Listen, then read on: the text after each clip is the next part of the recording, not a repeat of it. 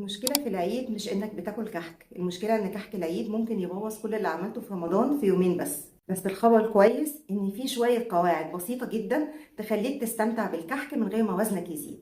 وأهم قاعدة فيهم ناس كتير بتعمل عكسها تماما يوم العيد الصبح. القاعدة التانية، جسمك بقاله شهر متعود يصوم 15 ساعة، فليه نكسر العادة دي فجأة؟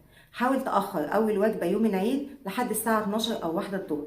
انت هنا بتطبق صيام متقطع بشكل تلقائي وتجبر جسمك يحرق دهونه قبل ما تدخل له سعرات جديدة.